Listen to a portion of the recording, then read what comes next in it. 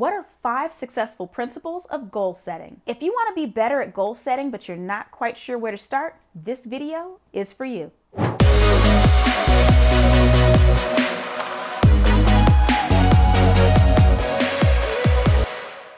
First, we're going to look at what makes a goal SMART. And then we're going to look at the system that Google uses to accomplish their goals.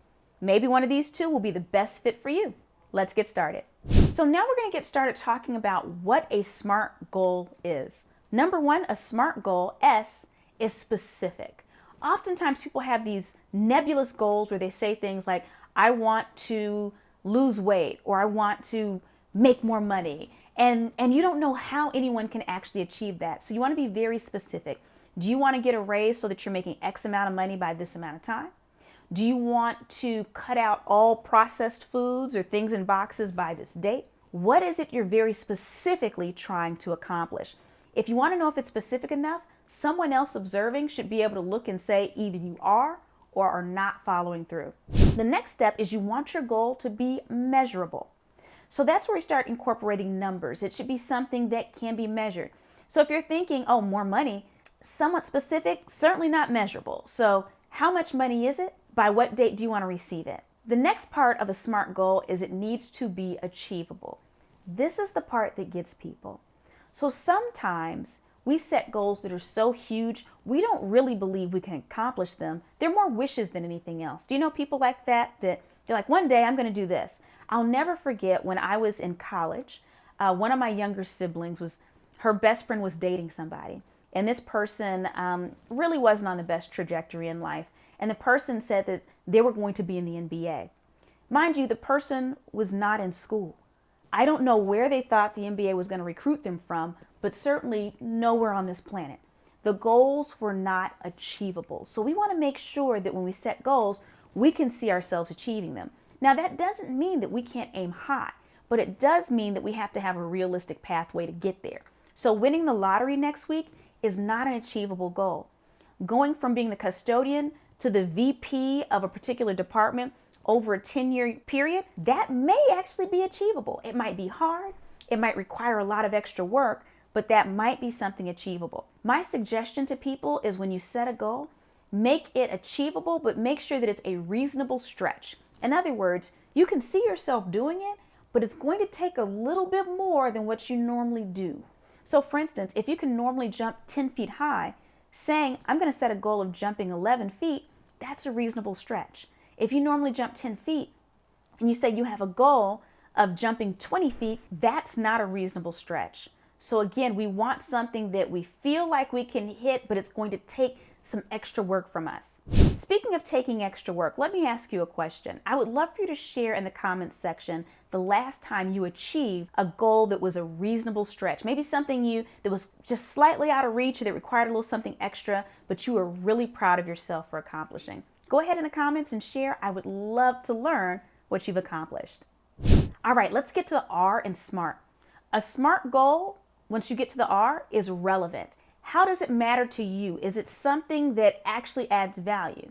So for instance, if you set a goal that really doesn't have any meaning to you, it's not going to motivate you to actually accomplish it. So we want to make sure that the goal means something to us because that's what's going to motivate us to keep going so that we achieve it.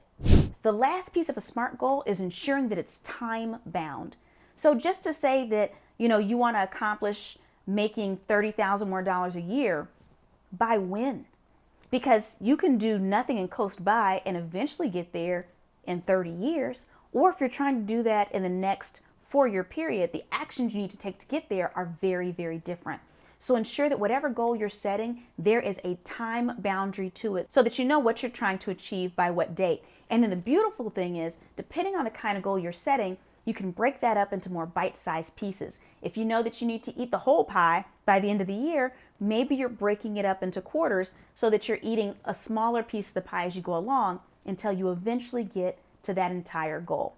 So we've talked about the 5 main principles of goal setting, which is used in SMART goal setting. But I do want to give you another tactic as well, and this is one that's used by Google. It's called the OKR framework. The way that it works is it focuses on setting inspiring and challenging qualitative objectives while measuring progress through quantitative key results that align with each objective.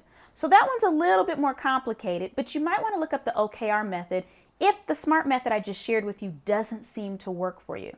So let me share the first time I became aware of SMART goals. I had just quit my job in corporate America and I was starting my first business. I had a mastermind group that I had acquired from fellow business owners around Houston, and many of us were in startup or still kind of beginner phase. And so we'd get together once a week and we'd go over our goals. But I remember the first time we had a meeting, one of the people that had a lot more experience facilitating masterminds than I did asked us all to go around and share our goals. And I don't remember what my goal was, but it was kind of fuzzy. And she said, absolutely not. Let's be more specific. Then she asked me to give numbers behind that goal, and it had to do with my business growth and by what time would I achieve it. That way they could all hold me responsible, but not just that, they could all help me. If they saw that during a certain point of the year I was lacking behind my goal, they could make suggestions or do things to boost my progress. So when you leverage SMART goals, not only does it encourage you to follow through by setting very specific, measurable, actionable, relevant, and time-bound goals, but allows other people who want to support you to see when it's go time, and they'll find ways to help you because they see that you're reaching the time limit on the original goal that you set. So maybe you need a little bit more help designing your SMART goals, or you need a little bit more of an explanation. What you're going to find in the description of this video is a link to download a Future Ready workbook. This is a workbook that I designed just for you, and it's based on goal setting. And what it does is it walks you through a process through using these worksheets where you're setting goals, you're evaluating the goals, you're making them SMART, you're looking at environmental factors and what your strengths and weaknesses are, you're designing different scenarios that can pop up that can keep you from reaching your goal. And there's even a monthly tracking worksheet where every day for 30 days, you can track your progress. So it makes it very actionable in terms of achieving your goals. If you have not already downloaded this workbook, go ahead and do it right now, today. What are you waiting for?